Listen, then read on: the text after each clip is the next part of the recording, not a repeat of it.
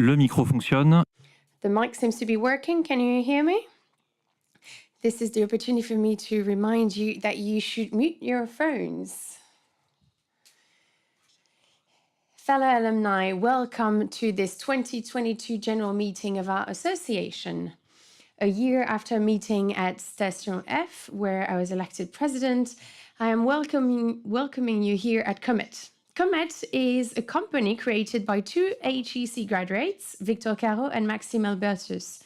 Their story started in the classroom, and after earning their stripes in major consulting firms, just like many of us, Victor and Maxime decided to create this startup to reinvent corporate collaboration, tackling the future of work, oh my, because they are indeed taking on the great challenges of our world and the challenges of companies set by HEC entrepreneurs, for example, like as Victor and Maxime did, following in the footsteps of some of the greatest, like Pierre Bellon and Philippe Auriel d'Estezet, these great French entrepreneurs from the HEC family who we lost in the past 12 months. Thanks to all of us and all of you, the entrepreneurial spirit of HEC keeps on.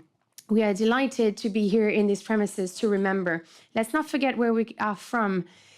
Our school is celebrating its 140th anniversary. We are honored to welcome tonight the new Paris Chamber of Commerce and Industry President, Dominique Restineau. His Managing Director, Stéphane Fratacci. And I would also like to greet especially Jean-Paul Agon, as you know, who was recently elected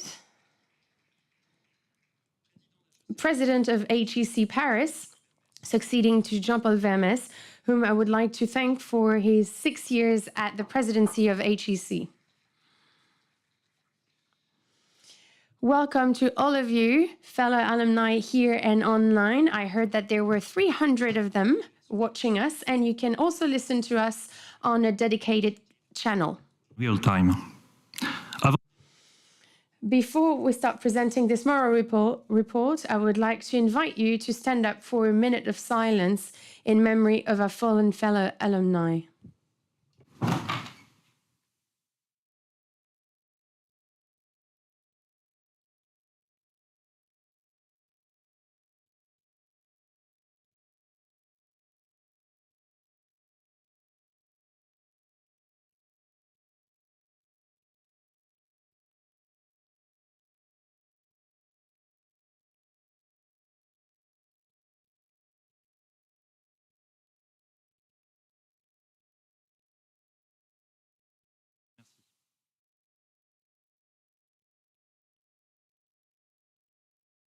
Mes chers camarades, Fellow alumni, a review of 2021's activity is an exercise that takes us back to the end of the mandate of my predecessor, Frédéric Jusser. Remember, last June, HEC Alumni closed a fundraising of 333 million euros and 350 investors, including 85% alumni. This is an exceptional achievement, especially during the difficult context of the pandemic. Congratulations to Frédéric for putting the energy, ambition, and seed funding for this great project. Alongside Eurazeo, the fund's investment partner, the fund has already invested in a dozen of companies, has a well-diversified portfolio like logistics, real estate, fintech, mobility, health. The fund will continue to be deployed until early next year. Then it will be time to think about the next steps of this adventure. At the same time, we're proud to announce the launch of HEC Editions, the association's new for-profit subsidiary. It just started its activities to work on partnerships.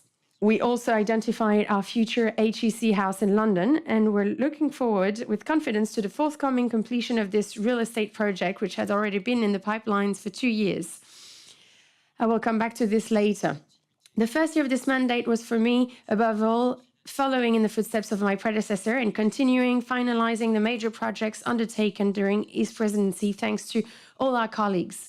I would like to recall one last key achievement of 2021, which Frédéric announced on stage as last year's general meeting, the completion of the work on the association's mission statement and values, the end of a major project conducted together with the school.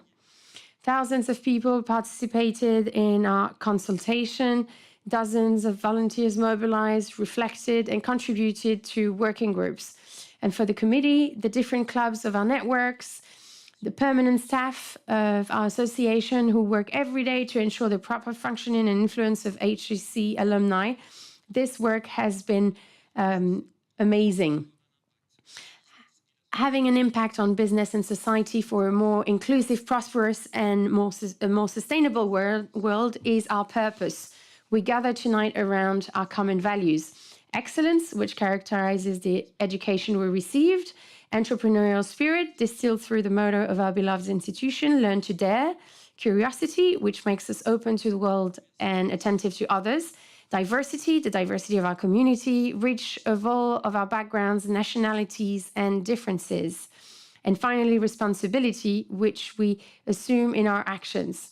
Finally, we've been living the HEC alumni mission, we share, we dare, we care, which our community has made its own. This is why my roadmap and that of the committee for the past year has been based on these 3 pillars. We share, we dare, we care. Let me give you the main lines. We share, sharing the commitment, the ability to effectively activate our network. These are extraordinary assets of HEC network. This commitment, your commitment here and online, are tangible and measurable assets of our network. These commitments are measurable through the membership fees, which remain HEC's alumni principal source of income. Since 2019, with the lifetime membership fees, the structure has changed. A larger part is stabilized thanks to student fees, the fees from students, which accounts for 1.5 million euros, and new membership fees from alumni, about 1 million euros. While the rate of conversion to lifetime membership declined in 2021 compared to former years, with 492 new Infinity Pass alumni subscribers, annual membership fees were high, about over 3,500 subscribers. I would like to add that the start of 2022 is excellent in terms of income from membership fees, and I thank all of you who are already up to date with their fees for this year. A word on the association service offer, which further enriched itself in 2021. The lifelong learning content offered to our life members were further developed through new partnerships, AXA Climate on issues affecting the planet. Lifetime members also have access to sector and market research reports like CERFI and Alteres. For HEC Life Project, the individual support offer was enriched with coaching to the satisfaction of several dozen alumni and with an offer targeted at executives launched in September 2021. A video is worth 1,000 words, so let's watch it.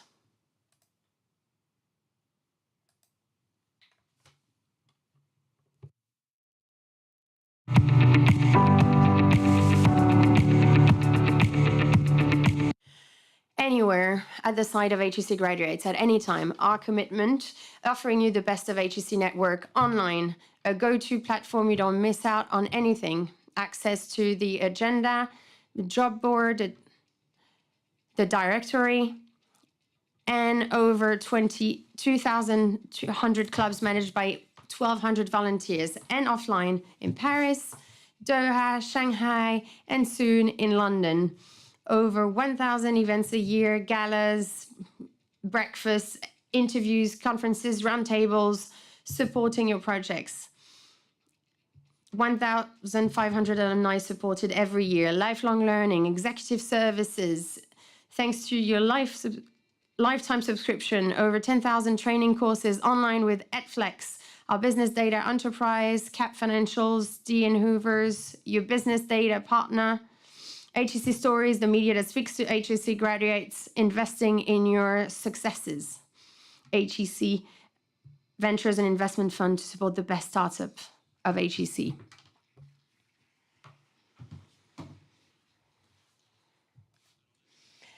This video pushed us to talk about our network. This is at the heart, at the core of our work. It is incredibly dynamic. In 2021, more than 1,000 events were organized within the association, mobilizing more than 30,000 participants. Digital technology, we learned it during the pandemic, made it possible to multiply audiences by reducing constraints.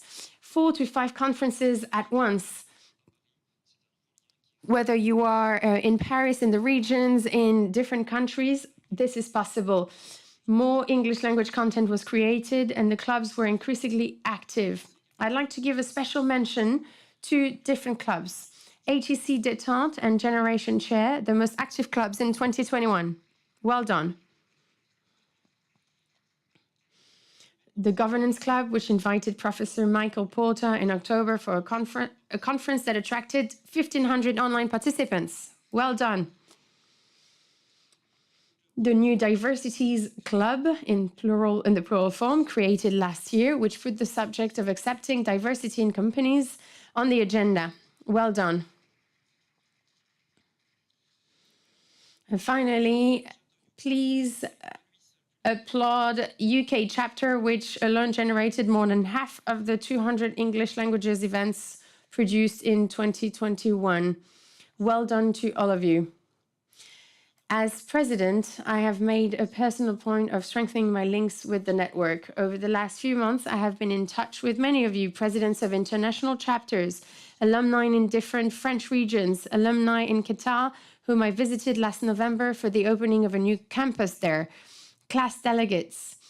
I participated in events in La Rochelle, Nantes, Marseille, Doha, and this year, If you'll allow it, I will go to London, New York, Toulouse, Lyon, Lille, and probably to other places to meet the active alumni of our community. I want to involve them even more in the community's roadmap for the association and answer their question on the major change projects being carried out by our school. I also wanted our alumni who receive distinctions or awards, who are promoted to key positions, or those who raise funds to be made more visible by the associations. 19,000 followers on LinkedIn, that is much more than last year. And please, a round of applause. I also want the links between students and alumni to intensify further. Our young graduates need to know how important it is to cultivate the network in their professional and personal lives. Thanks to the school, we have intensified existing mentoring program. We have also worked on designating program sponsors, and we also want to put in place a better process in 2022. In accordance with the decision taken at the last general meeting, we propose to welcome HEC professors into the alumni community as associate members. This is an important step, a marker of the deeper collaboration our network wants to create with HEC programs, the faculty, the school's 3 centers, and of course, students. This transversality already exists at the governance level within the committee, the board, the school's boards of directors, and the foundation's board of directors. And I would like to install, along with Olivier Sevilla and Loic, to install it in all levels of our exchanges. Finally, the links that unite our association school foundation ecosystem will also be strengthened through the major projects that we are carrying out, particularly internationally. This brings me to my second pillar, We Dare. The major project of the HEC House in London, as mentioned, accelerated last year. The committee identified an exceptional property in the Covent Garden area. This 2-story property had all the makings of an ideal location for our HEC UK house, but the path was not easy. It began with an in-depth real estate negotiation and due diligence under Dimitri Bult, who is here. And if you want to celebrate something, celebrate it with Dimitri. He will tell you why. So I'm sure you won't drink just a glass of champagne. Then, thanks to you, we obtained the authorizations for the use we were proposing. This project started before the presidents of Frédéric. So collectively, we had to understand each other, and we had needed several iterations of our financing plan, while remaining within the limits of the authorizations given by the HEC Alumni General Meetings and making financial commitments that were tenable for the association. The school is a stakeholder in the project, as is the foundation, and I would like to thank them warmly for that. I can now announce that the property was acquired in March 2022. We've communicated on this. We are starting to furnish it, and it will open at the end of the year, and it will become a center of activity for the HEC community in London, our second largest international community, and a tool for the school's international influence. We will deal with this at greater length later on tonight with Dimitri, who supported this project greater at the level of the committee with the school and the foundation. Another daring project, the HEC Gala Dinner. The second edition, it was postponed several times, as you know, because of the COVID pandemic, but that is not the gala yet. It took place at the Palais Brongniart on April 21st, 2022, and I think I can say it was a successful event. You will see some pictures on screen. There were 270 of us in this beautiful hall. Jean-Paul Agon was there, the new chairman of HEC, as our guest of honor. And I warmly thank all the alumni who supported the event by booking tables for themselves, for their companies, and out of generosity. I would like to thank them for their generosity, in particular Jean-Luc Elevena, who sponsored a table to make it possible to invite all the young graduates of the Master HEC ex-entrepreneurs to attend. The support of Christie's made it possible to organize a spectacular fundraising appeal for the HEC foundations, which recorded more than 800,000 euros in pledges during the event. This sum will be directed towards equal opportunities and the new HEC Imagine Fellowship Program proposed by our fellow alumnus and 2021 HEC Alum of Year, Adrien Nussenbaum. I will say that this will feed and fuel ambitions for Gala next year. And I will end with HEC Editions, another bold project launched at the beginning of 2021. A major editorial overhaul has taken place under the leadership of our new editor-in-chief, Daphne Segretin, and the HEC Editions.fr website has been totally overhauled. Purely digital formats and enriched content has been developed, such as the Entretien HEC interview produced with BFM Business TV and the partnerships of Bain & Company. 15 episodes have already been produced. The subsidiary has also reworked its commercial proposition for companies, both in terms of format offered to advertisers in the magazine and by devising new commercial products at the crossroads between events and media.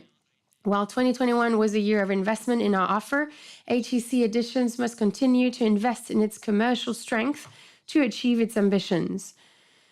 As we can see, publicity in the directory is not enough. 2022 will be devoted to strongly developed revenue in order to aim for financial balance in 2023.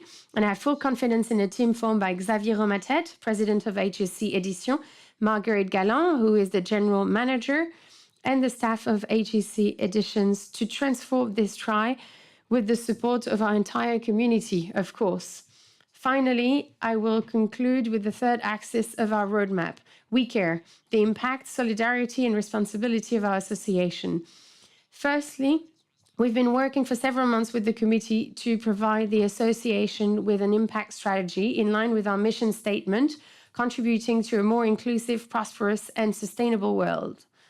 This starts with the establishment of a competence center accessible via the association's lifelong learning platform, HEC Alumni, which allows all lifetime members to update their knowledge on major issues such as sustainability, climate, business, transition. La récente sortie. Moreover, the recent release of our very first white paper, 2 weeks ago, on biodiversity, is a turning point. It's a turning point because of the theme, but also because of the method, because this paper has been prepared to inform the discussions among the negotiators at the next COP15. For those of you who have not read it yet, this white paper makes tangible recommendations for researchers, companies, investors, in order to find a solution to the loss of biodiversity. Kristen Rodwell and David Valiant, that I would like to greet tonight, have done a remarkable job. I would like to thank them in particular and congratulate them for this work. Finally, the creation of HEC Transition is the third component of this impact strategy. This initiative will create a link between the generations that are the most impacted by this environmental challenge. It's a new type of club based on by Antoine Rabin for students and young graduates. Its ambition is to have a strong impact on the whole HEC community by putting the theme of environmental transition at the heart of everyone's concerns within the association and at schools, so that HEC continues to lead by example. You will get the chance to meet some of the members of HEC Transition tonight, and I am sure that you have heard and seen during the last graduation ceremonies among the students that took the floor. You must have seen Anne-Fleur Gold and Camille Fournier. They bravely and smartly made an echo to the voice of the rebels within HEC, and they asked us to fundamentally review our economic models. We will talk about them as well, about our impact strategy. Following impact, we care, and solidarity. Our association wouldn't be what it is if it weren't thanks to the solidarity between our members. This is why we have given more visibility to the Solidarity Fund, and this will be more visible. We will help more alumni that are in difficult situations. Solidarity is also visible thanks to the support provided to students thanks to the HEC Foundation, in particular within the framework of scholarships and our inclusions programs. The financial support is also supported by HEC Benevola and Generation Boost, which donated its surplus treasury to the HEC Alumni Solidarity Fund. Those are beautiful examples. We need to continue down that path. I would also like to underline the solidarity of our association since the invasion of Ukraine and the outbreak of this terrible war on the borders of Europe. The whole community has been on the move with the implementation of various initiatives and with the leadership of the HEC Alumni chapter in Ukraine to supply to Ukrainians with basic necessities and to help the displaced population. A joint collection with ESCP alumni in HEC allowed us to raise 200,000 euros for the UNHCR in donations. Finally, we care, and I don't say this because our treasurer is in the room, it's also budgetary prudence, which is a necessary obligation for our association. Indeed, we transmit this from one generation to another. We have a unique model. HEC Alumni takes undertakings, invests, dares, while at the same time, 80% of its income currently derives from membership fees. The association has good figures last year with a surplus of about 100,000 euros. Our subsidiary HEC Editions, a new investment, as I was saying, is in deficit, which is normal because it is in its early phase. And also its commercial launch was delayed by COVID. Our treasurer will give further detail to explain this performance. I've often been asked when I met some of you about this, and from 2022 onwards, student fees will be provided in the form of an annual payment from the school of 2 million euros. Our association is also working on strengthening its service offering and improving the quality of its database. In some regions, we have people who largely contribute to this in order to ensure that we continue to have membership fees, thanks to Infinity Pass internationally, and in all the segments where we can make further progress. I will end with this moral report, with the committee's evaluation report. We want to be transparent. A form was presented to the members of the committee, and there was a response rate of 83%. The respondents gave an average score of 8.75 out of 10 on the conditions for carrying out the committee's mission, 8.45 out of 10 for functioning, and 8.45 on 10 for its effectiveness. The respondents consider that they contribute sufficiently or very much. In light of these results, we decided to take many actions for improvement to ensure that members can be sent in advance, such as agendas and documents, to offer a brief summary after each committee meeting and to increase the representation of presence of clubs, hubs, and chapters within the committee. I would like to end this report by thanking the members of the committee for their remarkable commitment, which makes this body a real driving force for achieving the association's mission with ambition and exemplarity. And I would like to congratulate the whole team of the association, including the General Director. We have reached the end of this moral report. Dear alumni, 2021 has taken a lot of resources to adapt to an extended period of COVID, and yet this year will leave a mark on our community of major, impactful, forward-looking achievements. I would like to thank all the volunteers and the team of permanent staff whose work and resolve have made it possible to bring our ambition projects to fruition and to animate the network in an exemplary manner. With their hard work, they put HEC Alumni at the height of its ranking, the most powerful alumni network in the world. We can be proud of our association.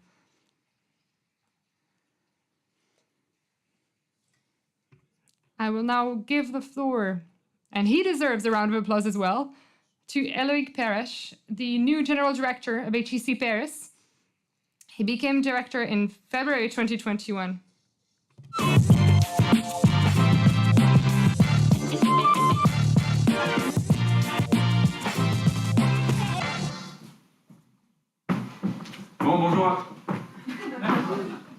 Bonjour à toutes et à tous.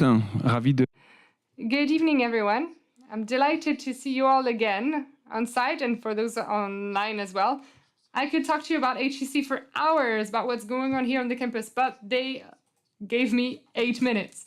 So I'm going to be quite brief, but I'll tell you about a few of the missions of the school.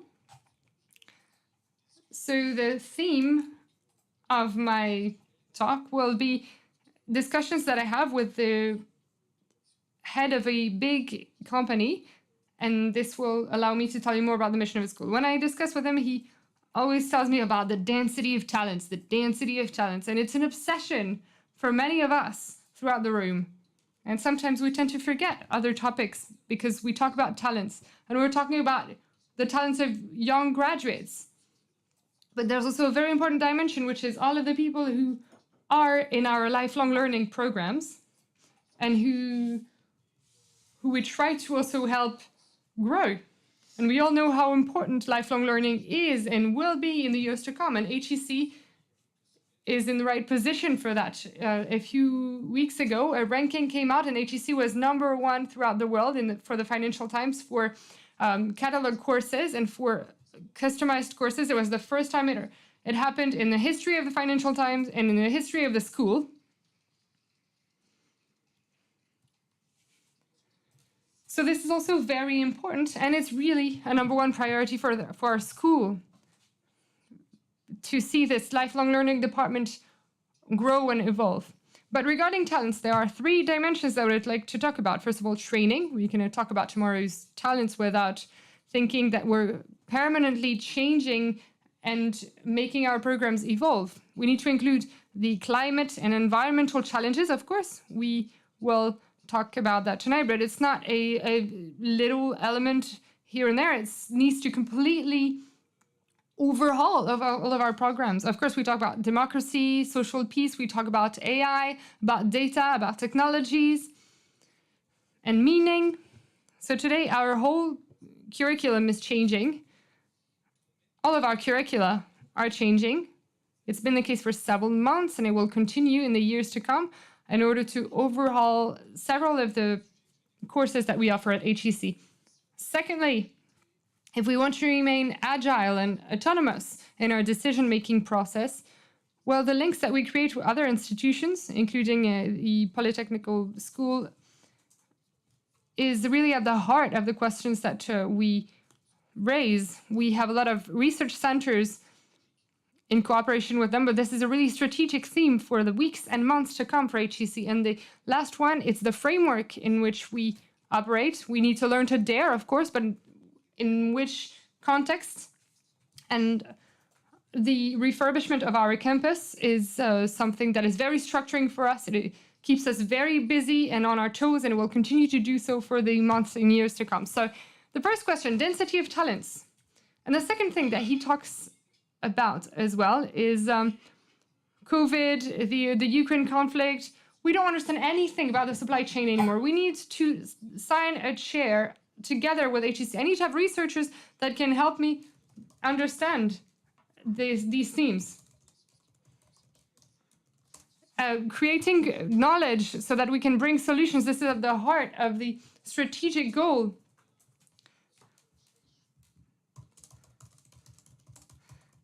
We are one of the best centers throughout the world. We work on algorithms, on the cities of the future, on creativity challenges, on NGOs, on blockchain topics. The mass of everything that we're doing is just hard to fathom, and it's absolutely strategic for us to continue to work on this. And Adrien was talking about the white paper on biodiversity earlier. There's a lot of content creation, knowledge creation within our institution, and one of the main strategic topics for the months to come is how can we act better together? How can we turn HEC into a media, and how can we have more sway in the public debate thanks to research and knowledge production coming from the HEC community? Third point, when I talk to him, he also tells me, well, innovation is really fast. We need to disrupt ourselves in our industry. It's a very important industry. So we've created structures to boost innovation, but it's not our sector. We're a bit lost. Can you come and help us? Today, the expertise and entrepreneurship at HEC is huge. We have about 100 companies launched by students who are still in school, who are about to graduate. Within the HEC incubator, we don't even know how to face the mass of companies. We can have 70 companies, and we've supported 200 of them this year. A quarter of the French unicorn startups were created by HEC Alumni. In 2021, in the early stages, they have raised almost 250,000 euros. So this movement is really significant, and we want to support it. But what we've said as well is that this expertise, we want to put it at the service of our alumni and of companies. So this is why we offered excubation programs. So companies identify external innovation drivers, and we help them through our excubators. And we have a whole lot of small, very small companies that delegate the follow-up, the monitoring, the support of these companies. So we really have two pillars: startups and the acceleration of innovation in big companies.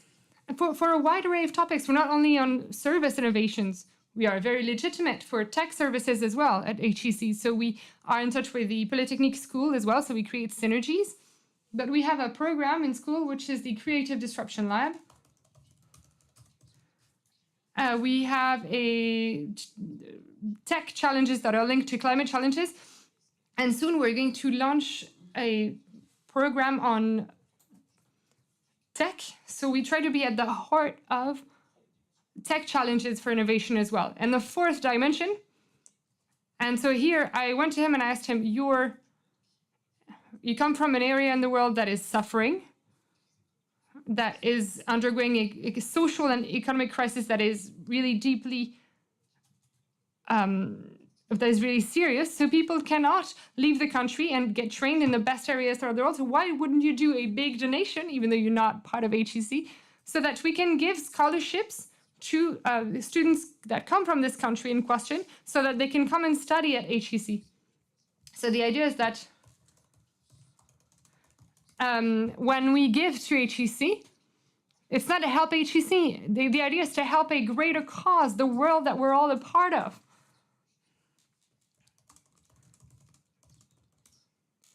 So the question of the impact and the fact that HEC is at the heart of the social ladder, this is truly important. And when it comes to education, last year we took a measure. We decided to change the modalities to enter the school following the preparatory school. First of all, we said we would change all of the different squares for exams, and the students that have a scholarship, we realized that they had much lower probabilities of succeeding at that scholarship, and if they were cubic, they had much higher chances of passing the exam. And when we changed the modalities, we've just had the results 3 days ago. We have 21% of increase of the number of scholarships, of students who have a scholarship who've succeeded in the exam. So a small measure actually had a huge impact on the results of this exam. And it's our part to do this. It's our duty, giving scholarships to students who come from war-torn countries. It's a particularly important topic. We have a program, Pact Africa. Some of you know it well. We're going to support hundreds of students coming from really good institutions in Africa in order to give them a chance to come and study in HEC. We have a whole program to support them for years and to help them pass the parallel admission tests.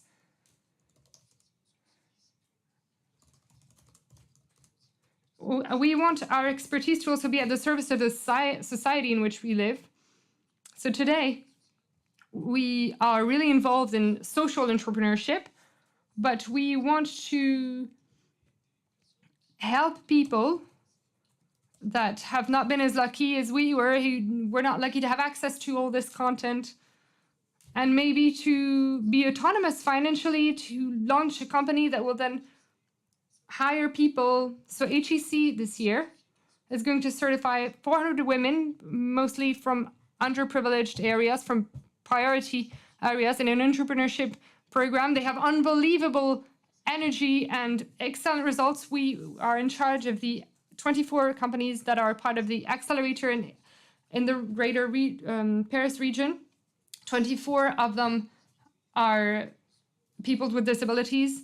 They have a 20% increase in their manpower, but their top priority is to remain a social entrepreneur. We created the SNO Center at HEC a few years ago. The project is to rethink, to have a European school of thought for capitalism of the 21st century. And this also has strong impacts. I've talked about the environmental and research impact, and the renovation of our campus, of course, has taken into account the environmental aspects and the protection of biodiversity. We've worked on biodiversity. We have a beautiful campus with a huge amount of biodiversity, and we've detected several works that could be carried out on this campus. So here are a few of the aspects that we're working on. HEC is not only a place where you can find talents. There's a lot of innovation, a lot of research, knowledge. We want to be a reference center for these topics, and we have a strong impact. We've put it at the heart of our purpose for business, for society, on the wide array of topics that I've just mentioned. And the goal is for each and every one of you, when I discuss to people, be it CEOs or at the market, when I go buy my groceries, they tell me, but you work at HEC, you're an HEC graduate. Wow. And it's great. We're really lucky to have such an institution in our country. And this is why we should be happy when we get up in the morning, and it keeps us busy with the whole team that we work with every day.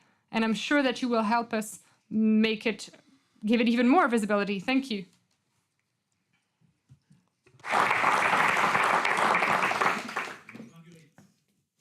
Merci beaucoup, Eloïc.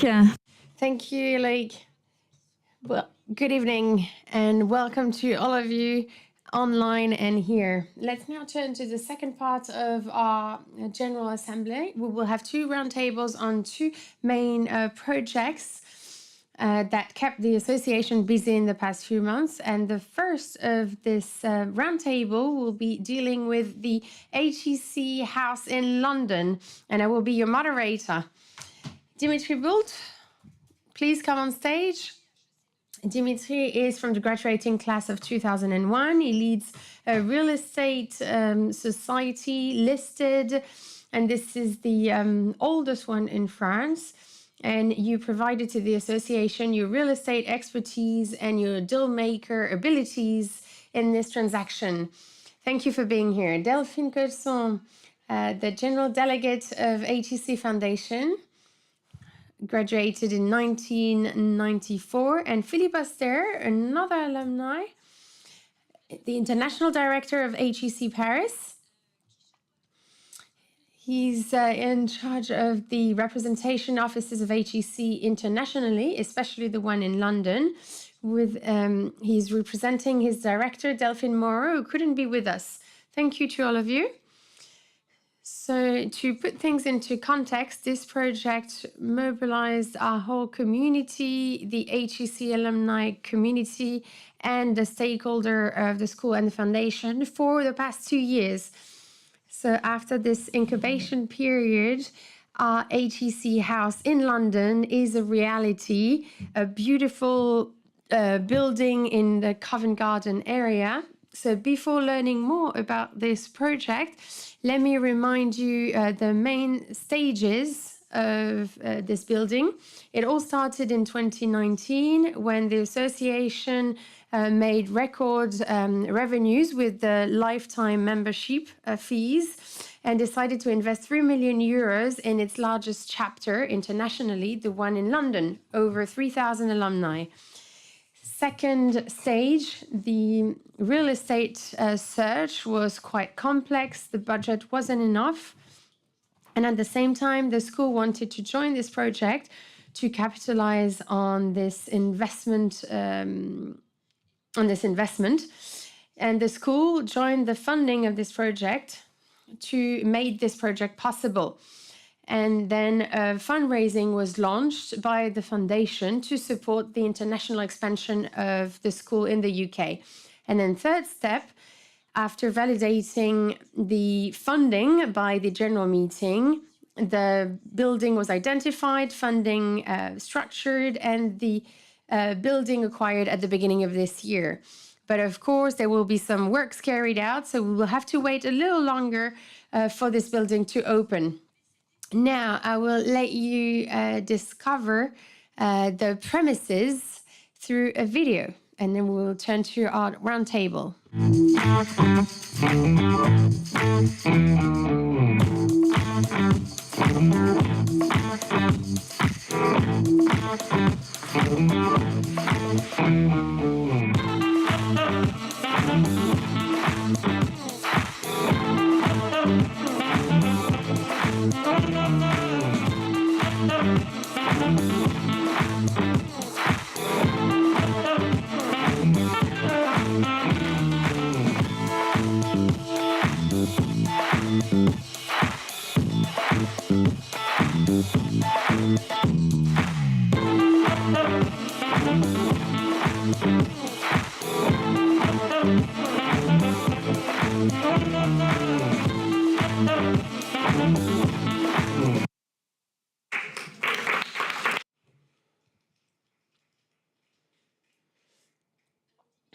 So, Dimitri, let's start with you. This deal was a real marathon, wasn't it?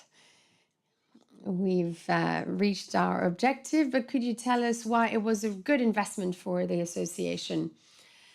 This was a marathon, but we made it, and for a real estate deal, it was quite short. But 3 reasons tell us why it was a good investment. Firstly, as you said, Marguerite, the chapter in London is the largest international community, 3,000 alumni, over 100 events organized throughout London. So it met a need, and we saw it with the house in Franklin Roosevelt. So having this new house was here to make the reputation of HEC shine internationally. My expertise was useful because we needed to make a sustainable real estate investment.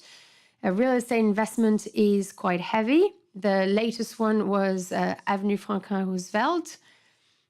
And this is also a territory we were not used, a ground on which we were not used to play. And then in terms of supply, we had to make sure it was in the best possible location. We are in a prime location right now, so an exceptional location in the city center of London, with a lot of public transport possibilities, 400 square meters, and this called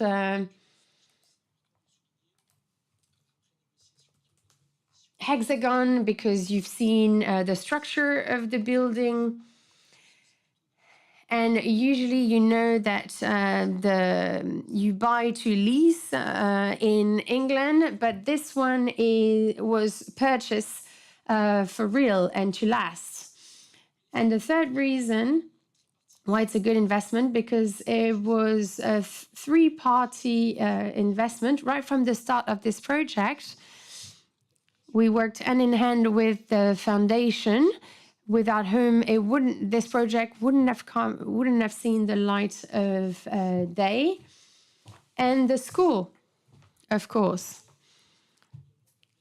The UK House will welcome executive education classes, and this is highly valuable because we want the HEC brand to shine across the borders. We asked the contribution of several of our association members at the different stages. Can you please reassure us on the fact that this transaction is part of the authorizations that were given by our members and by our statutes? I will.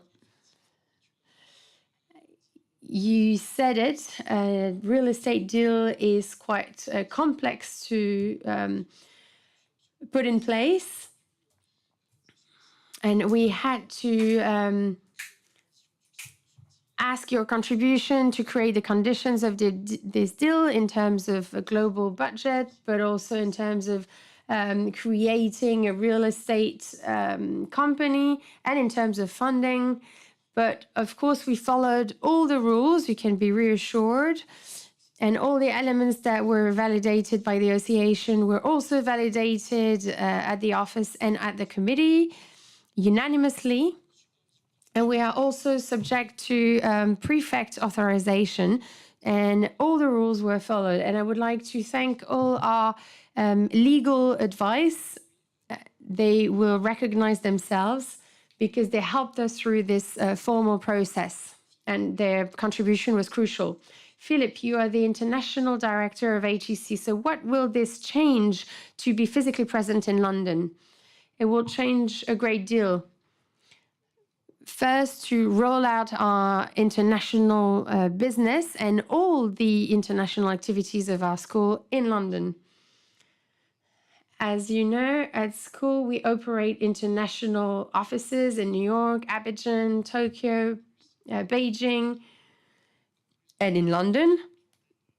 And we also have a campus in Doha, Qatar, that was mentioned earlier.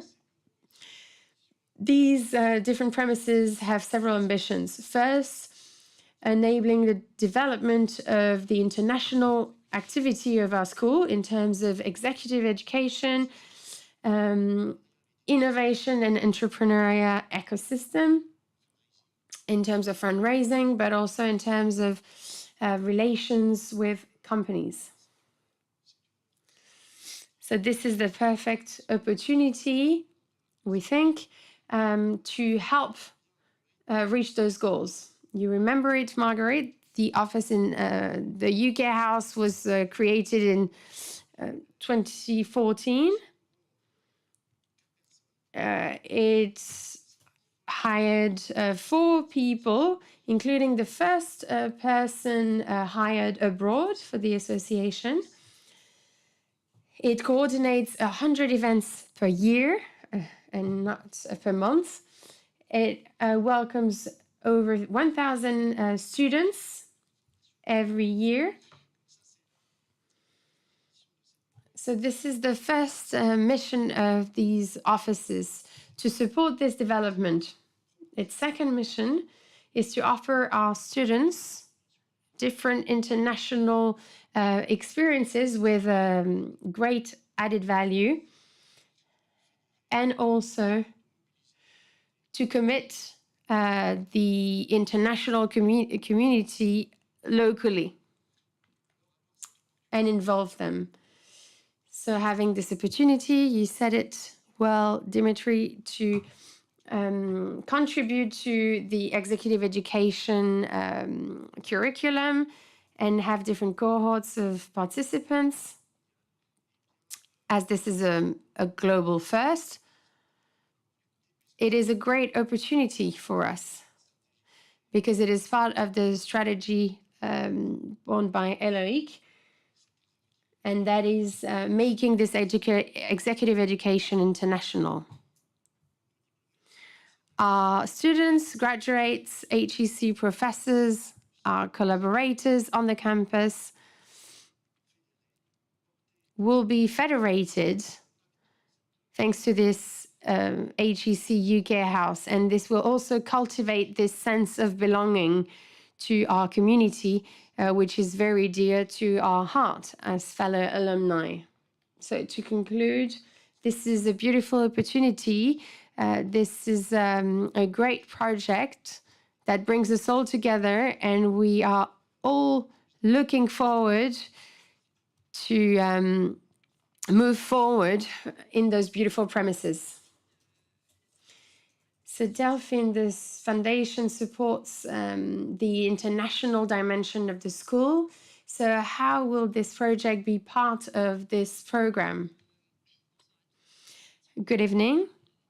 Let me recall that the foundation has 2 missions. First, giving access to the school to the highest number through Equal Opportunities program that we roll out internationally now. And secondly, to give the ability to the school to invest, to launch, develop strategic programs. The visibility, the reputation of HEC are key success factors for the school, for future students, future professors, for clients. So it sounded natural to us to support this program. The international strategy of the school has been supported by the foundation through the support to the offices in Côte d'Ivoire, for instance, and London, historically speaking, as well. And we also have excellent scholarship programs to attract the best students. So this is the continuity of our international strategy. So we are thrilled to go to London, inaugurate the premises, and use the foundation as well.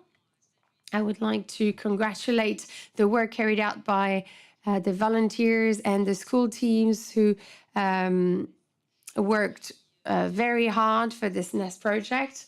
And I would like to thank our donors. They gathered 1.6 million euros in donations and donation pledges, which is very close to our goal. And I would like to add that the funding is not done yet, not closed, so you can also be part of this project. We are here at your disposal. And thank you for your great support. So what is the next step? What is the next step, Dimitri? This is very easy. The inauguration, the opening of the HEC UK house. And as you've seen it on the movie, there will be more works. We are working with JLL, our managing company for the works. And at the beginning of next year, it should open. And we hope with a great opening in London. Thank you. Thank you to the three of you.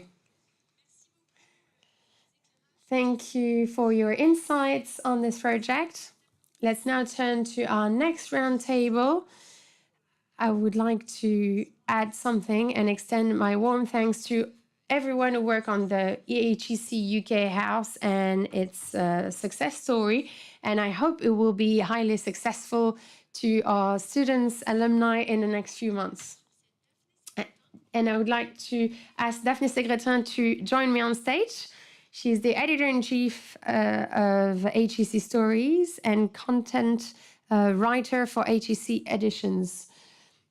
Good evening. I joined HEC Editions about a year ago, and I am now at a time of transformation for the whole community. With its mission statement, we share, we dare, we care, the alumni associations, joined with Eloïc Perrache, owned its values to meet the needs of the future generations. We need to have an impact on society thanks to research and different actions to make our world more sustainable and more prosperous. And we will talk about impact tonight. Kristen Rodwell will join us on stage, expert on social impact and environmental impact of companies. She is a member of the committee of HEC Alumni. She took part in the white paper on biodiversity. Adam Melky, consultant in environmental strategy, co-president of HEC Transitions. Along with Antoine Rabin, Adam is also one of the 7 co-authors of the white paper. Antoine Rabin, engineer by training and president and founder of Gecosphere. He trains with Gecosphere private and public stakeholders in their ownership taking of the environmental transition. He's also a lecturer at HEC. And Eloïc Perrache.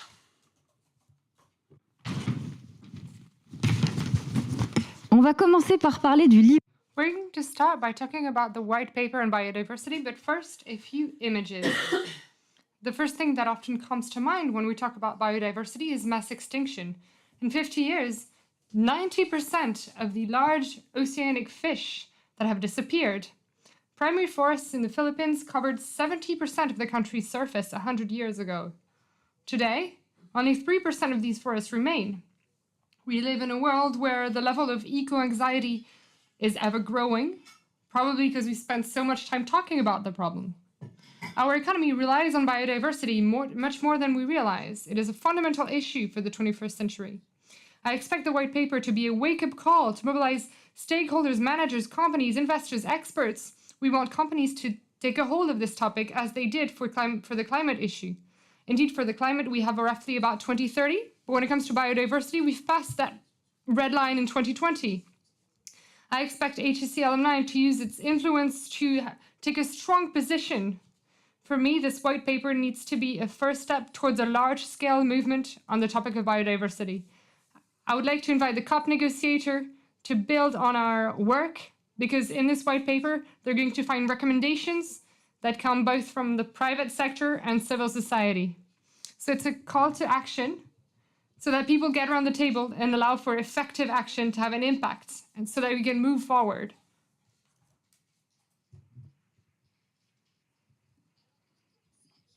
So first of all, I turn to you, Christine, because you were at the head of the drafting of this white paper. I have an easy question. Why did you choose biodiversity? Well, there were heated debates around this topic. Adrian decided about a year ago that it was about time for the HEC community, so 68,000 graduates, to position itself on several themes that are both important for business, but for our planet as well. So we could have chosen climate, but we thought with Adrian and the committee that we're starting to have quite a bit of information on climate, and for a company to want to have a net zero trajectory can find all the information required on the market. However, when it comes to biodiversity, we hear about it a little bit. We see some boards that start to cover these topics. We see NGOs, investors, consumers who are starting to talk about it, but it seemed to us as though companies were at a bit of a loss. So we decided to launch this work, and it took us about 9 months. We had 7 alumni who piloted the project, including Adam, who is here with us. And this allowed us to meet about 50 people. The idea was to interview company managers, investors, civil society representatives, so NGOs, experts, researchers, and to ask them for their point of view on this theme. And we wanted them to focus on 2 specific sectors, so the agri-food business and finance.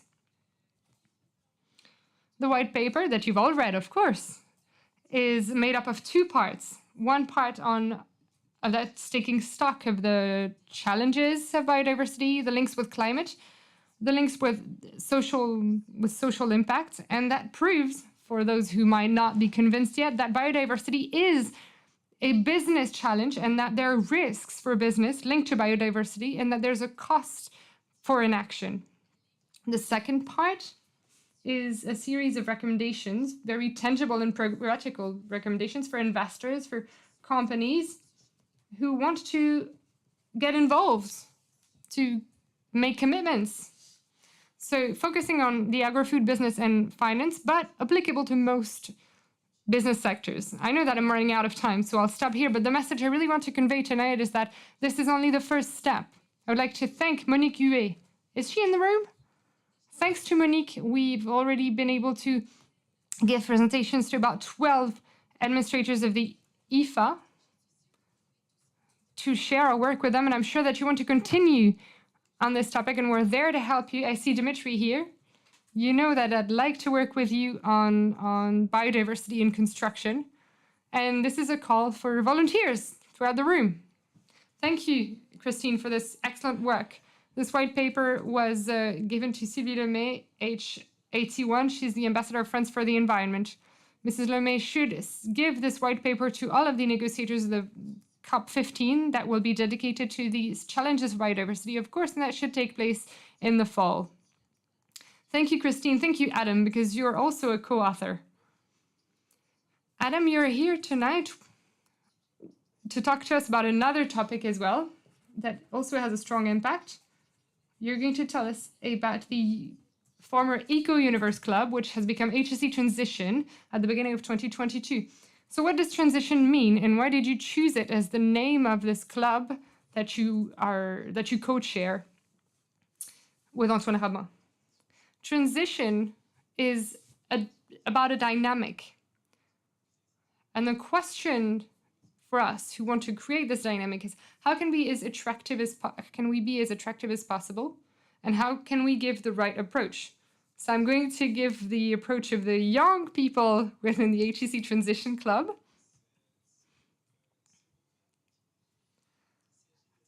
This group has high expectations, but also wants to be constructive. We have two expectations. During the beginnings of this club, we wrote an open letter in December 2021 when a new dean was elected. We wanted this new dean to be aware of environmental challenges, and we wanted him to take them on.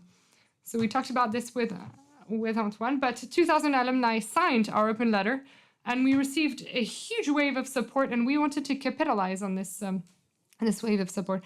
This is when we started discussing this, and we joined the Green Economy group. And then Anne Fleurgol was also a turning point. It was mentioned earlier. And I encourage you to ask yourself the same question that she asked during this graduation celebration, which was also mine. It had been delayed because of COVID. Which trajectory do you want to contribute to?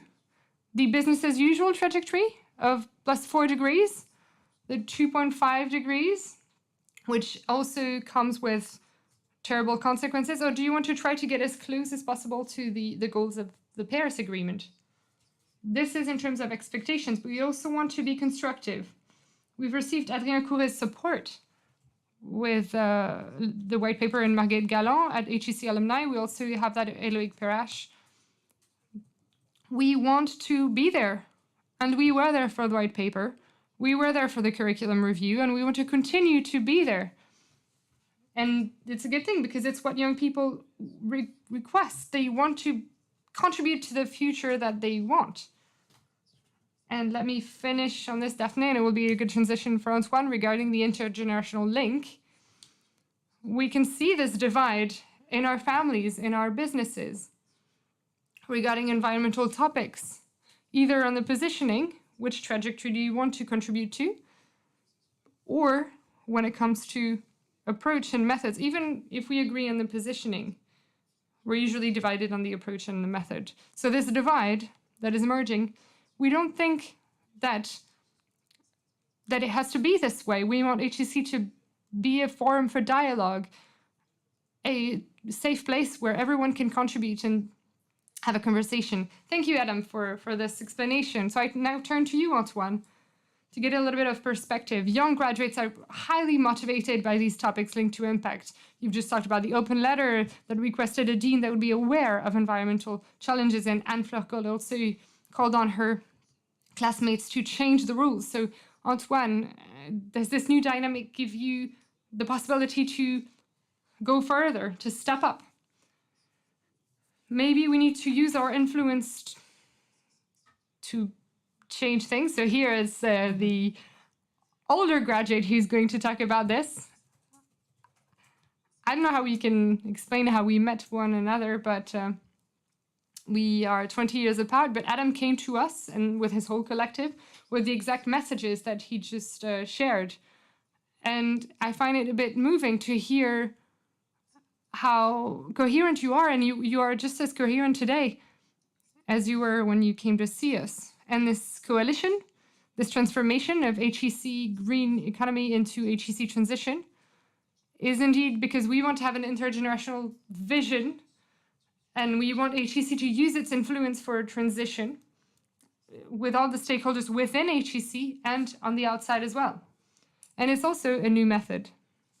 And this is what we are implementing. We are discovering ourselves, and it's no mean feat to find a consensus on the levers to be pulled, but we're getting there, and we're happy, and we're going to make further progress together. Tonight, in front of you, it's interesting also to close in a way a session on the green economy. And we've built a legitimacy for several years with HEC Green Economy. And I'm not the only one. My predecessors, Patrick Hubert, Mr. Bertin, Jérôme Bertin, they're also legitimate to talk about this. Within our association, we were credible when we talked about business and transition. This was rather easy on the outside, because what a beautiful door opener is HEC, to be credible, to talk about business strategy, economics, transformation. But on the inside, it was not easy to have a legitimate voice to say, well, there's a bit of an elephant in the room, and the redirection of companies is a topic that needs to gain momentum in our curricula, but also in the operational manner in which we manage companies and operations. So this is what we wanted. This is our mission today. It's what you were saying. I'm not going to repeat what you said. It's our school. We want to be there. We want to be one of the stakeholders that contributes to the renewal with the curricula review. We have courses on the limits of our planets that are changing this year, that started to be offered last year. We have also innovative programs with innovative tools that we want to encourage within the HEC lifelong learning, because learning is a lifelong business. We want to act. We have the climate mural. It's a game, and in 3 hours, it might seem long, but it's actually short, so that you can understand the dynamics of climate change and the levers that you can pull in businesses. So we are going to talk to the first 1,000, first 10,000, and we'll try to be ambitious, but in big companies in France and throughout the world, such tools are used with unbelievable methodologies. And this intergenerational link will make a lot of sense, because we will have young presenters, and we will have a lot of HEC alumni that will hold workshops in France and throughout the world. And in a more pragmatical manner and in an operational manner, we also try to convey a message to all the club managers, so that as early as 2023, we could have an event held within each of these clubs to talk about the transition challenges. Thank you. Christine, you wanted to react? I just wanted to add one point regarding what you've said, Antoine, and I think that you'll be interested in this as well. Out of the 50 people that we've interviewed, all 50 of them praised the fact that HEC was taking a hold of this topic on biodiversity, be it the president of the Natural History Museum, CEOs, investors, NGO directors. They all praised HEC for doing that. They said, this means that it's an important topic. It means that it's going to go up a notch within companies and in the public debate. So I'm saying this to you because I know that Adrien wants to work on another white paper. Maybe he'll tell you about this tonight. But I thought that this was an important point for our community. Thank you. All of these topics are in line with the changing direction of the school that has been taking place for several months now. So what is happening on our campus? For several years, HEC has been highly involved in social responsibility topics. We've created the Sustainable Development Masters in 2003, so almost 20 years ago. We created the Movement for Social Business, which was a large movement, and Manuel Faber had played a significant role for this. And it was not just to showcase what we're doing. Then Lehman Brothers took place in 2008. So we started talking about circular economy, new business models, impact measures, and planet challenges. We have an energy chair. We've had it for several years now. So many initiatives have been taken in the past few years. And what about today? We had a major master in sustainable development up until now. Now it's sustainability and social innovation, so it is in English. And we will have about 100 students next year, either in major or in master's degree.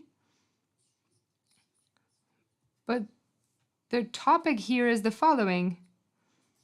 To be entirely transparent with you, you had to choose either major strategy, finance, entrepreneur, or sustainability and social innovation. This is not what we want. Now we want all of these teachings to be cross-cutting in our school. Antoine was highly involved on the course on the limits of our planet, which is a mandatory course. 100% of the first year students are going to take this course so that they all know what we're talking about. And we can start thinking about solutions. Adam, who's here, is also involved in other initiatives, the Biodiversity Academy on campus. So be it in terms of research, we have a chair on circular economy, in terms of teaching and evolution of our campus. It's really crucial for this to be cross-cutting, to be a part of all of our activities. We're talking about procurement, we're working on our environmental footprint, what are we doing in terms of transport, mobility between Paris and the campus, but also for several years we were sending our students abroad throughout the world. So we had learning expeditions, going to Rwanda, the US, Japan, and so on. And now the challenges at stake are game changers. So we're looking at all of our processes and all of our courses on offer. So what projects do you have for the future for the environmental transition of our school? This topic is going to keep us busy for quite some time.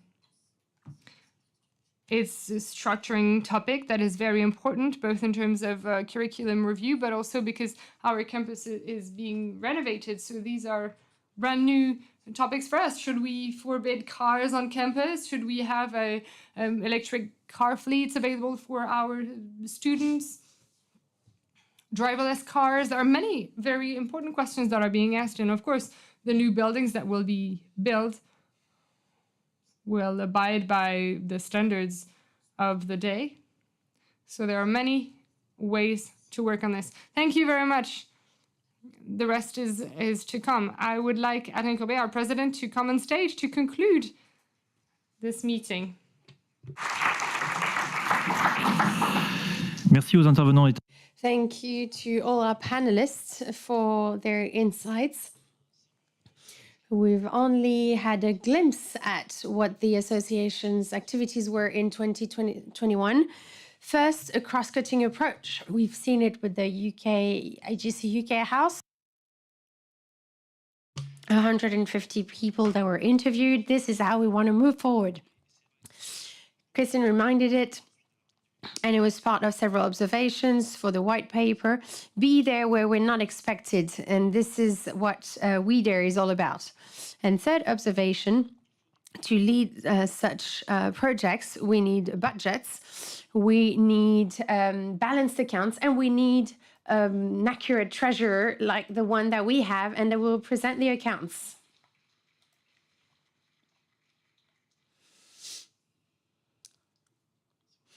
Good evening to you all. This is the part you were all waiting for. I have the privilege once again to tell you about the fun part of this general meeting. So we wanted to be even more efficient than previous years. So you will see a lot of figures on screen, so be careful. So let me give you a few insights on 2021. Be careful, huh? Might hurt your eyes. So membership fees increase compared to 2020 thanks to the school contributions. So membership fees corresponding to students on campus. Within this transition to the Infinity Pass, it is logical that Infinity Pass membership fees are declining, but over 2.5 million last year. HEC Edition became a subsidiary, so the whole commercial activity is now part of a subsidiary that is not part of those figures. This is why you don't see them on content and directory, because they now regard HEC Editions. In our expenses, employees were transferred in different departments, and this is why there is a change in the payroll line last year, because we had higher membership fees than expected, and because Margaret was managed costs well. We have a positive operating result of 94,000 euros, similar to 2020. So first, the exceptional result of 200,000 euros, the exceptional provision, corresponds to the provisions that we decided to make with our auditor. I would like to thank him for his work. So a provision of 200,000 euros to balance out an exceptional result. This is an accounting result. It showed an added value on our HEC edition. The 200,000 exceptional provision is the first estimate of the investment that the association will have to make to compensate for the losses of HEC editions. And now we can turn to the next slide. In the aggregated accounts, if you look at the last two lines, we noticed last year that for the first fiscal year of HEC edition, a loss of 152,000 euros, but we had a surplus of 107,000 euros. So it offset a loss of 52,000 euros. Why was there a loss at HEC Editions? This is the combination of several factors. First, the necessity to invest in new content, in investing in a new client base. And you might remember it, the director of HEC Editions quit at the beginning of 2021. Marguerite accepted to work as an interim general manager, but of course, it wasn't the best time, especially when the subsidiary is being created, because you need to work on this new client base.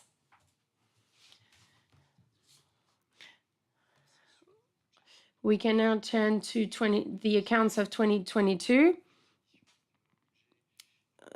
So our budget will bring membership fees to a higher level than last year, thanks to the arrival of the 2 million euros of membership fees. This should be a sustainable situation. So this is for student membership fees. And of course, we can hope fewer Infinity Pass and annual membership fees, but we can hope for more. We will hire 2 full-time equivalents. They have just joined, and which increases the figures for payroll, but we decided to push the increase of salaries at the end of last year to take into account inflation that was already starting to cut employees' purchasing power. With Marguerite, we intend to invest in marketing and communication. That is why the budget is increasing, and especially in the France and international network. And there's one employee being hired there with a budget of 417,000 euro, so an increase. So with a recurring total at a current result at 31,000 euros. I don't think we will have a balanced budget at the end of this year. But with Marguerite and the whole of HEC Editions team and its board of directors to reach a balanced situation next year, as long as we can hire general director, but it will also depend on the economic situation, which has a tremendous impact on our activity. So now, the balance sheet of HEC Alumni. As you can see, our position is quite healthy, over 5 million in cash flow, thanks to a state guaranteed loan, because it was planned for several associations and we decided to take advantage of it. So we raised 600,000 euros thanks to this state guaranteed loan, and it made our cash flow higher from 5 million to 5 million and 800,000. Our balance sheet this year will be different thanks to HEC UK House. We will have spent a lot of cash. We will have more loans.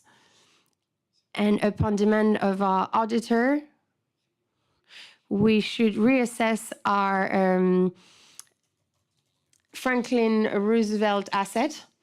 And this, so we have 970,000 of immobilized asset. So the balance sheet will show our property far better. This is all for me, and you now have the floor again, Adrian.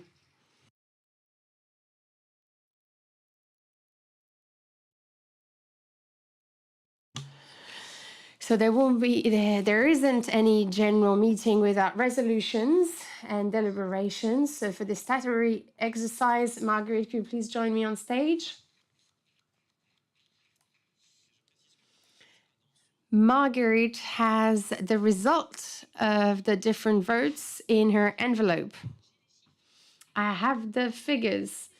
So let's start the resolutions by dealing with the point on committee, resolution number 5. This is not very logical because the renewed committee with the new members will have the opportunity to withdraw from the room to elect the new president while I give you the results on other resolutions. So first, I would like to greet the 3 outgoing members of the committee. And please prepare yourself to stand up. Hortense Deroux, class of 2005.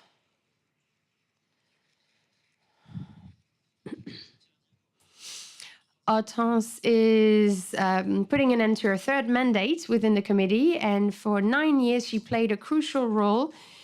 She took part in all the transformations of our association, and you were a driving force in its development in terms of gender equality with the Charter on Gender Equality and the Grande École au Féminin. And we would like to extend our warm thanks to you. I would like to applaud Nathalie Gaveau. She's online. Nathalie, you are putting an end to your 2nd mandate. We mentioned the UK House, and you played a crucial role in this project. You found this real estate project. You also played a crucial role in the entrepreneurial strategy as a board member of Station F. And you also played a role in the implementation of the lifelong membership fee. And you are also a large donor. Thank you for all your work and contribution. And finally, last but not least, where is she? She's hiding. Flore de Robert, class of 2004. Vice President, my dear Flore, so many achievements, a key role in the first gala in Paris, the launch of the lifelong membership, class delegate, a remarkable one, and marketing committee and network committee as well. Thank you for all your work.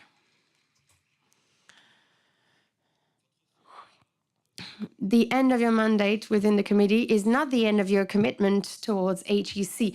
And the contrary, let's not forget that an end can be a new beginning. What should we deal with now, my dear Marguerite?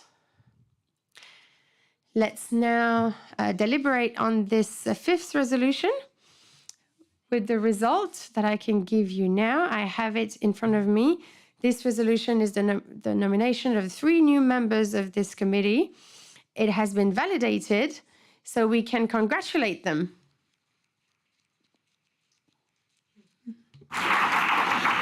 Alors, je tiens à souligner.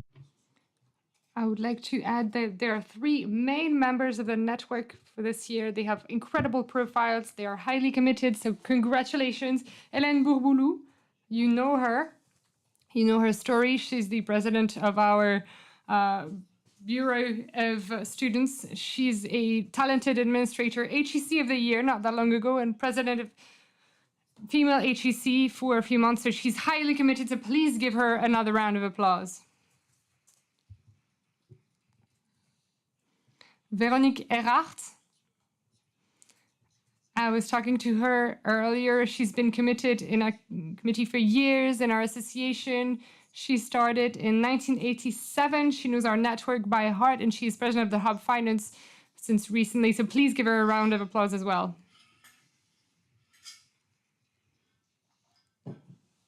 And Anne Klerberg, who is online as well. She has an incredible career in big companies. She is at the head of the New York chapter that she made a lot more dynamic, and she's entering our committee to echo the voice of internationals. Please give her a round of applause. So you know that renewals are a significant exercise, and we do this regularly. Every year, if possible, we try to have such a quality renewal, and this is thanks to the work of the members of the appointment committee who worked for hours again this year to interview all the candidates and who reported to the committee based on objective criteria. I'd like to thank Emmanuel Michael, who is the vice president of the association, Sylvie Vignol, Bénédicte Ledenet, Isabelle Proust. Thank you.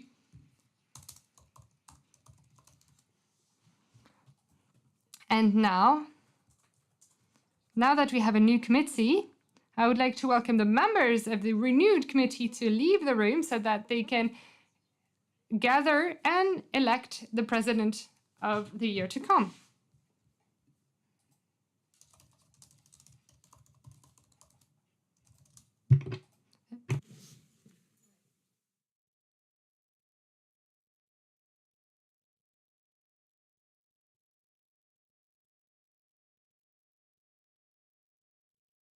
Alors, pendant ce temps-là, Meanwhile, can you hear me? Okay. I'm going to give you the results of the other resolutions. So we're going to do them in the right order. So the first resolution was the approval of the 2021 activity report and of the president's report, moral report. You've heard an extract of it earlier. This resolution is approved. la deuxième résolution.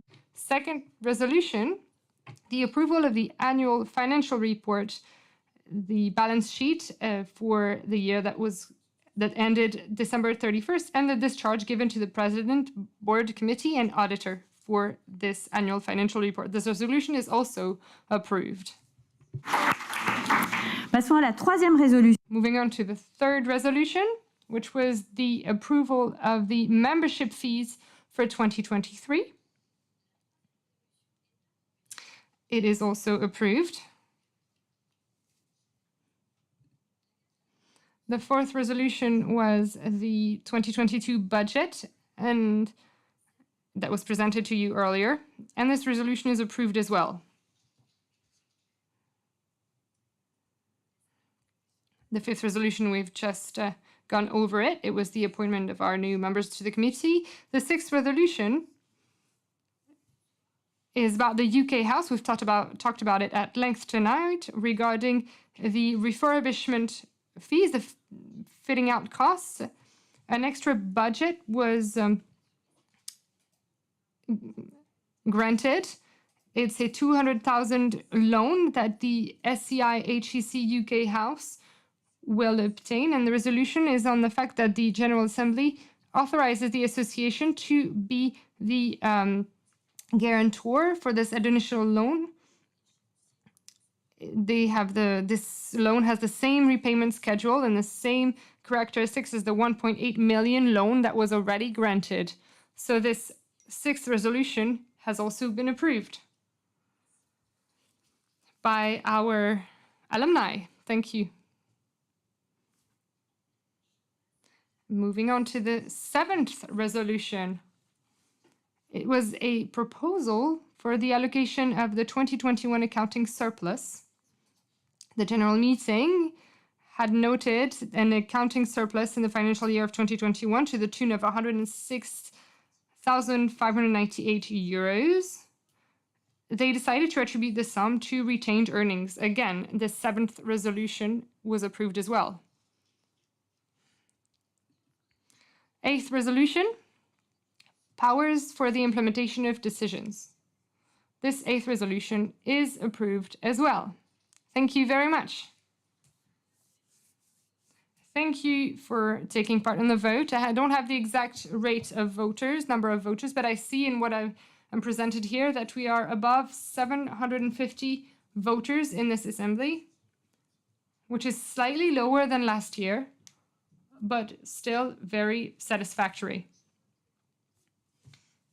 I see that the committed has deliberated. Wonderful. Thank you for being so swift. And I'm going to give the floor to our Dean, Elizabeth Laverge.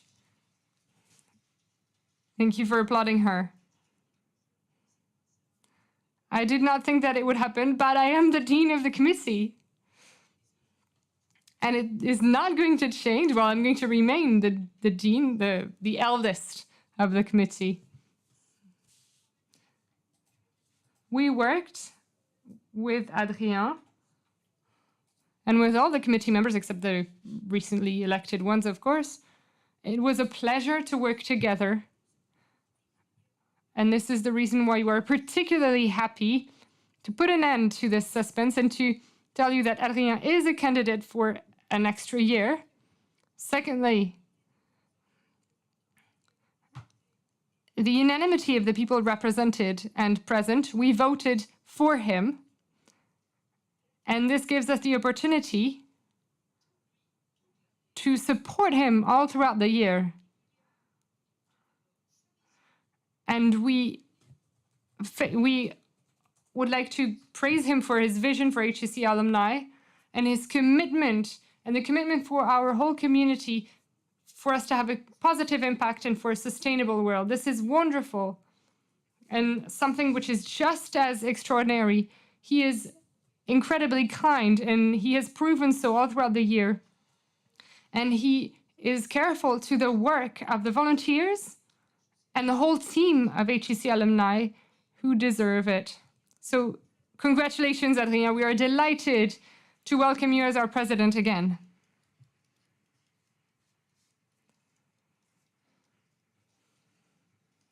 And I give you the floor. Thank you. Thank you, everyone. I would like to thank the members of the committee, the volunteers that you represent. Thank you, Elizabeth, for having acted as the president earlier. I would like to thank the volunteers for making this possible. It was an extraordinary year for me on your side, extremely rich and moving, and I'm delighted to be able to have another year at your side. Thank you so much.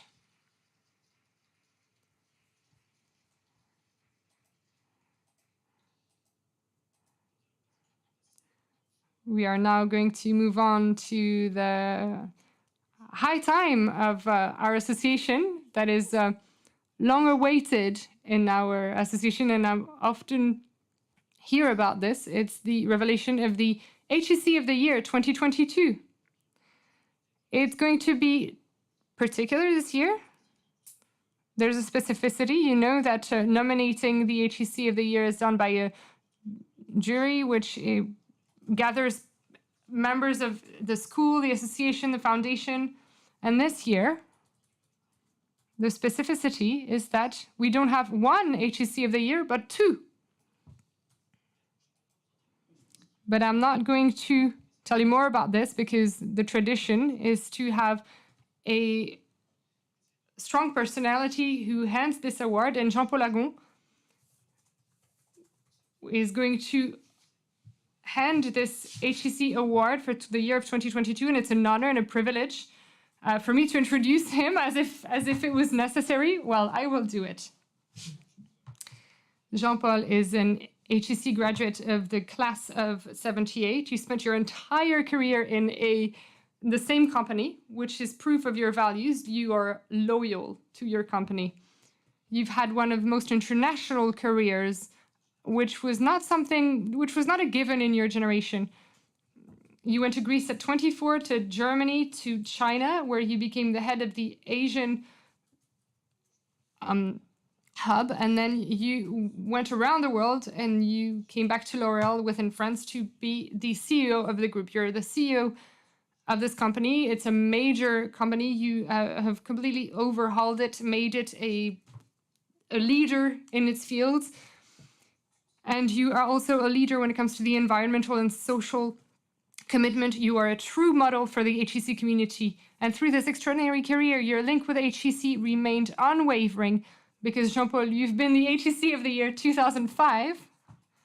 You've just accepted, and we will never thank you enough for that, to become the president of our school, and we thank the Chamber of Commerce and Industry, and we're delighted to welcome you on stage to hand you the award of the HEC of the year for the year 2022.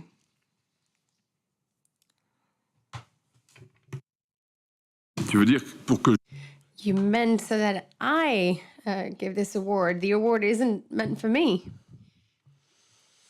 Welcome, good evening. I would like to hand the first award. Just like Adrian said, there are two awards. The first one goes to, will be given by Mrs. Agnès Pannier-Runacher. Well done.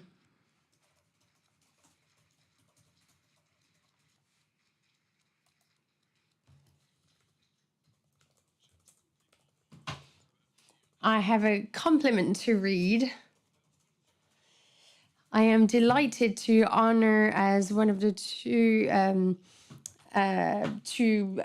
awardees a ministry to the government for the ecological and energy transition. Agnès, your career is characterized by a wealth of activities.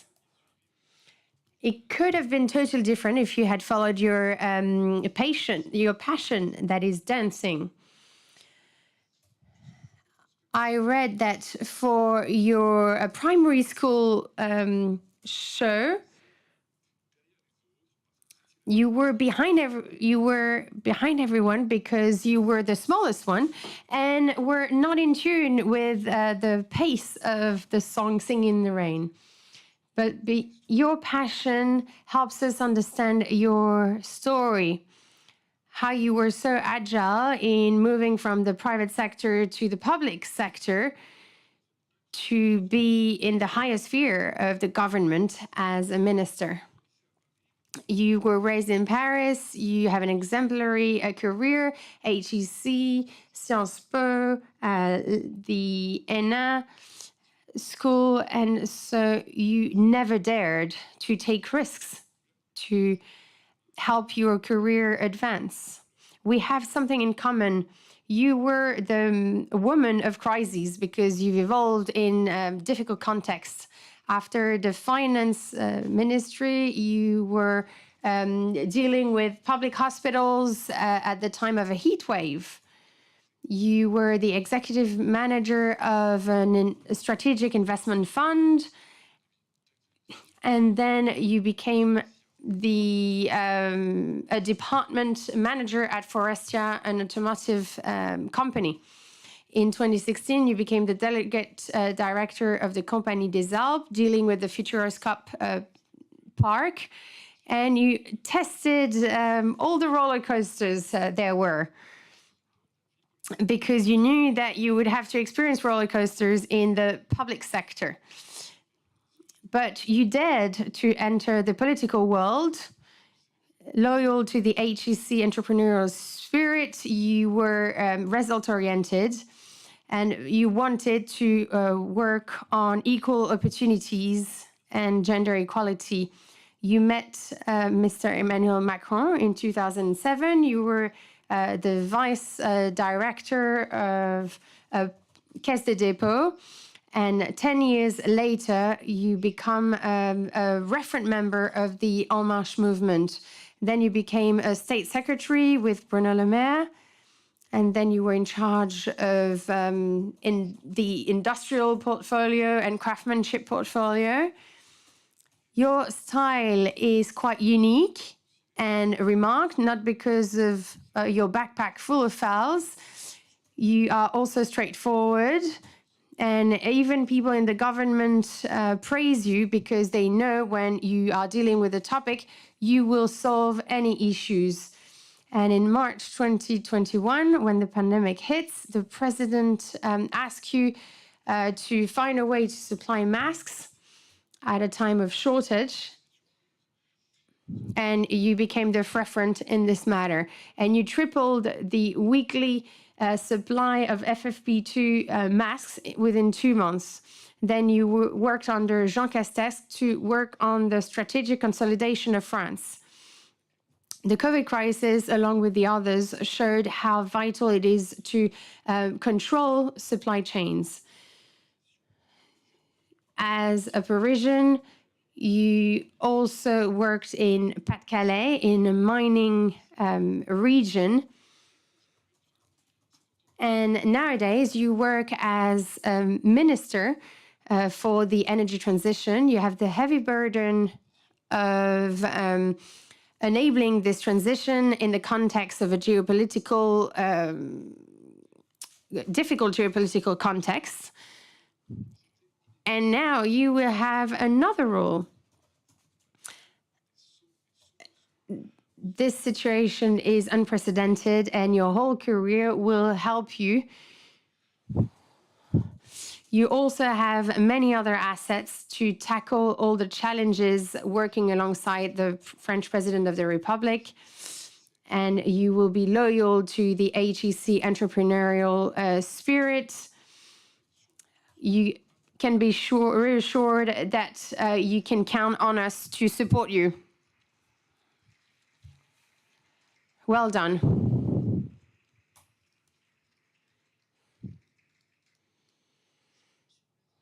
So I will stand up because I feel more comfortable. Thank you, Jean-Paul. Thank you to the members of the jury. Good evening to you all. This is a surprising moment. The 20th of June happens after the 19th of June, which is my birthday, but this was also the time of an election, as you know. And dear President, we are hoping that you will get better results than we saw last year. So this puts in perspective my own situation. So I'm being emotional.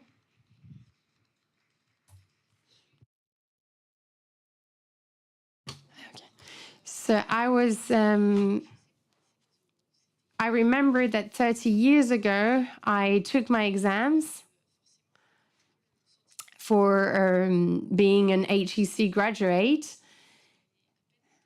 At the time, we weren't really using the internet. Hélène Bourboulou and Hélène Garçon, she's from the same class, and we were part of the same drama club. And when we look at the times we are experiencing, we are going through difficult times.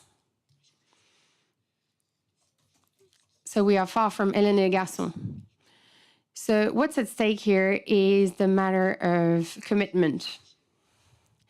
I took the risk in October 2018 to leave the civil society.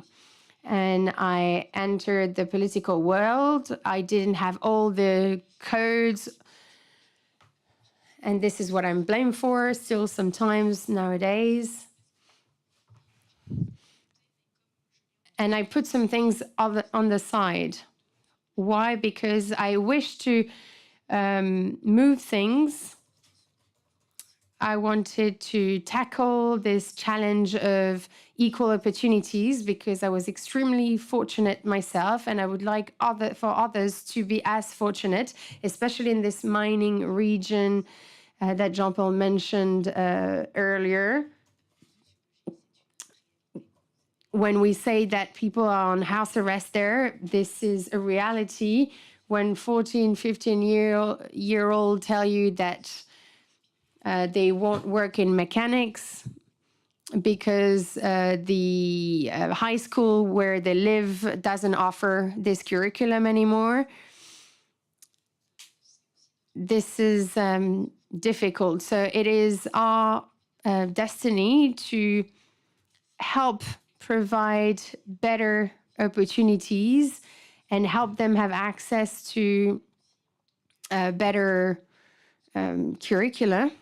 And you can all be opinion leaders as company executives and as people being involved in such association through mentoring programs. So meeting people that are different from us because they are an asset to companies. And I think we should all understand that we are involved in something where we should all be connected.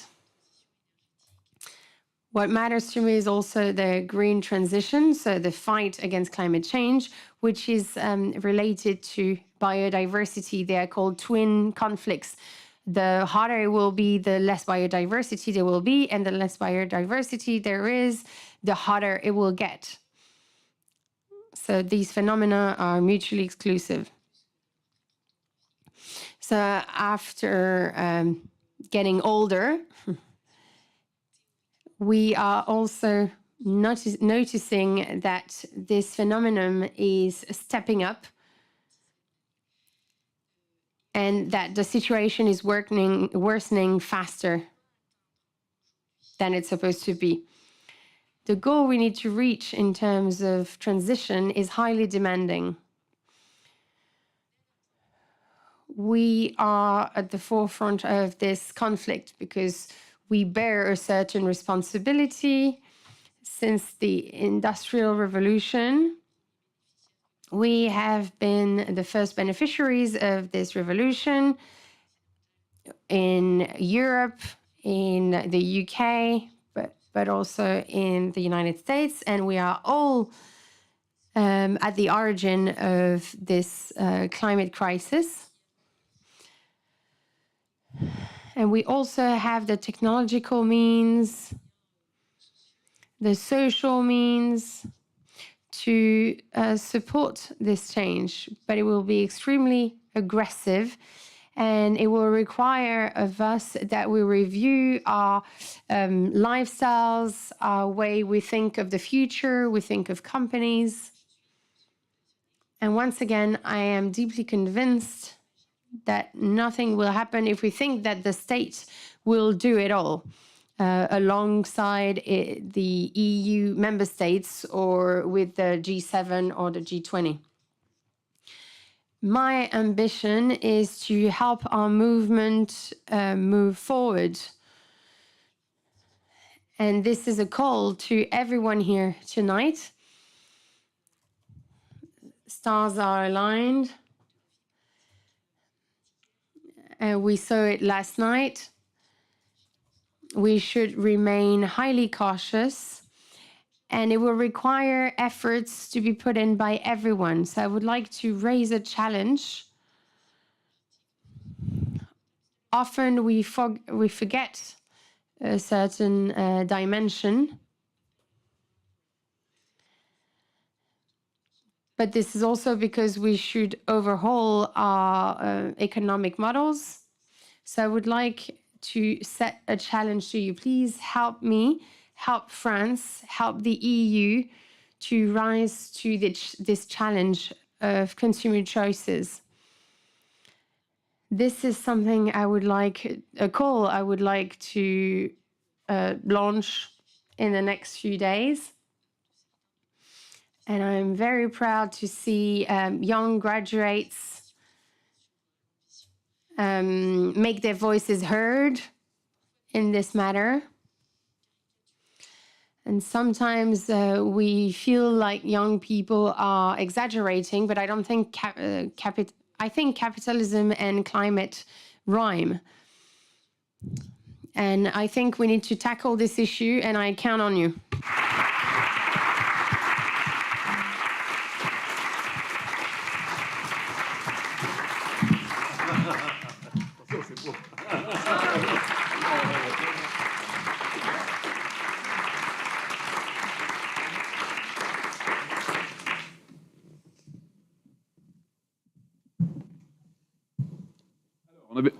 Ça marche toujours là? Oui.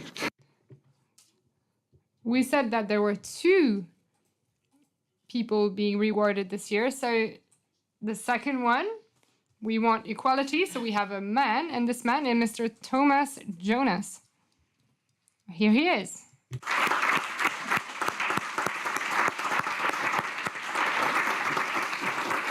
vais dire un petit compliment. Alors, je suis ravi de présenter. I am delighted to now introduce an entrepreneur who shakes things up and who revolutionizes the food business. He's the CEO of the Naturous Find startup. He's a graduate of HEC Paris in 1993, Mr. Thomas Jonas. Thomas, you have all the ingredients of a success story that could be a Hollywood movie before an MBA at HEC, which was you were off to an excellent start, of course. You were part of the Air Force before moving to Hong Kong at the beginning of the 2000s. You become a member of Péchiné in luxury and cosmetics, and then you become a member of Alken as VP sales and as general director of the beauty branch before you became the manager of the Midwest Fago company. All of this in the US. And I would like to thank you because, as you mentioned earlier, you made many packagings for L'Oreal and they were beautiful. So thank you. So your destiny is bright, and at this time, you were extremely successful. But in 2012, on a Hawaii beach, your life is turned upside down. You were in one of the Hawaii islands with your family, and after 2 weeks, you told your wife, what if we stayed an extra 2 weeks? And 2 weeks later, you did the same. And at the end, you stayed in Hawaii for an entire year. We've all had a time in our life when we questioned everything, but it's even more frequent and normal when we are lucky enough to be in paradise and that we do not feel like getting back to the extremely cold winter in New York. But in your case, it was more than this, because when you were looking at the plastic bottles piling up in some beaches of Hawaii, you had a brutal epiphany. So following this little journey in paradise, you decided to put all your energy in changing the future of the planet. You wanted to have a positive impact. And Mark Kozubal, your future associate, is going to help you find the answers. He was working at the NASA on a research project at Yellowstone in the US volcanoes. He detected a microorganism with incredible virtues, and he stayed there for millions of years in spite of the extreme conditions. This incredible fungi, Fusarium strenflavolapis, nicknamed Phi. Congrats for the invention of that surname. You discover that it's extremely high in protein and it is not as energy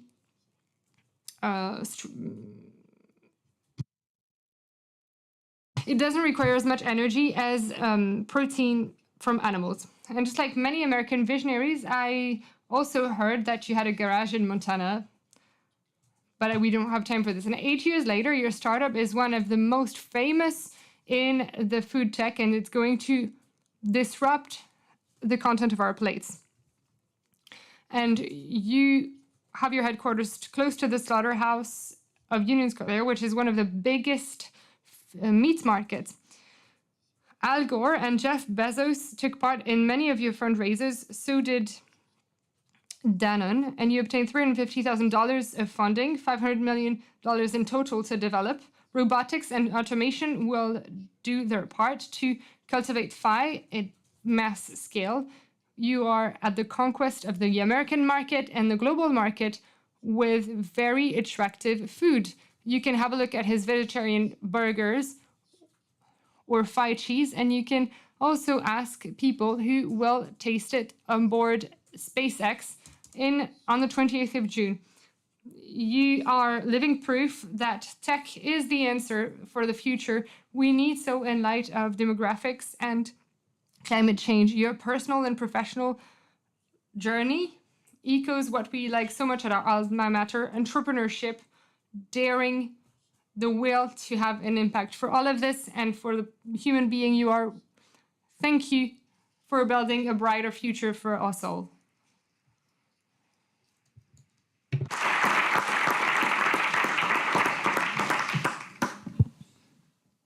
Bonsoir. Good evening, everyone. Can you hear me? I'm sure you're all wondering if it tastes good, and of course it tastes good. There's no reason why it shouldn't be. Earlier, you mentioned biodiversity. We've discovered, as Jean-Paul was saying, during a research mission for the NASA in the acid volcanic sources of Yellowstone, we discovered a microbe, a germ. We didn't know it existed up until now, but it had actually been there for millions and millions of years. And it allows us to build a protein using 99% fewer water land and emitting 94% less greenhouse gases than a cow. So why does this mean so much? Why should we take nature as an example and try to find nature-based solutions? What we discovered at Yellowstone was that nature was submitted to a high level of constraints. And today, for all of us, learning to do more with less is the true challenge of our generation. Of our generation, all of us here today, and of those who will graduate in the months or years to come. Climate change is very significant. I live in the US. Some people in the US believe that climate change is a hoax. On le sait bien, et il est là pour durer. Ce challenge est vraiment... We know this, and it's here to stay. Is it a business opportunity? It is a business opportunity as well, and this is why schools such as HEC should take part in this transition. At the last COP in Glasgow, Janet Yellen, the Secretary of American Treasury, put a label between 100 and 150 billions of dollars that should be invested in the years to come. What does this mean? It means that as entrepreneurs, as CEOs of companies, as members of the political sphere, we are going to have to build the world of tomorrow together. It may sound like something obvious, but it is true. And this transition is necessary. We have no other choice. HEC has the energy to take this turn, to make the most of these new horizons. And there's no one better than Oloik to do that. Tomorrow's future is future. COVID-19 was international. The Ukraine crisis proved how hard it's going to be to feed everyone in the future. The food system has already imploded. At Find, our company, we define ourselves as a food company for optimists. Optimism is crucial today. It's necessary for two reasons. First of all, pessimism does not lead anywhere. It can make you the coolest person at dinner downtown, but it's not going to solve anything. And this brings me to the second reason, which is what you mentioned. It's about commitment. Today, being optimistic is what guides our commitment, everyone's commitment. And here I agree with Agnès, and I call on each and every one of you to do your best to support this transition. So you're probably wondering if you can actually do anything. Well, first of all, we mentioned the generational aspect earlier. We can be middle-aged and bold, and yet take part in these topics. So it's not impossible. And the second thing I'd like to say is that when we think about the big topics linked to climate change, energy, transport, agriculture, food, maybe few of you in this room can decide how to organize the energy of the future. Maybe some of you will make decisions this week regarding a new electricity factory. Some of you might make decisions in terms of transport. Some of you might invest in an electric car. But what I know is that all of you here today, tomorrow, and in the future, you're going to eat. You're going to eat protein, and you're going to make choices, and every choice you're going to make will have an impact. Be aware of this. Your commitment can just be that. And this has value. And this will improve things for the future. Slightly better and then much better. Because all of these changes add up. So thank you in advance for all your efforts. Agnes and myself will be watching you. She has the means to watch you now. Thank you.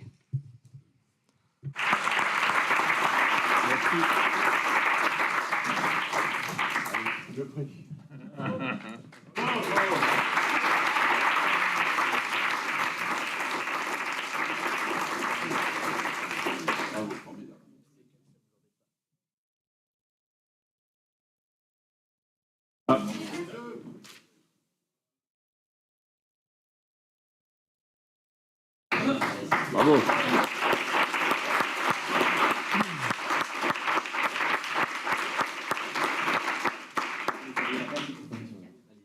Allez, hop.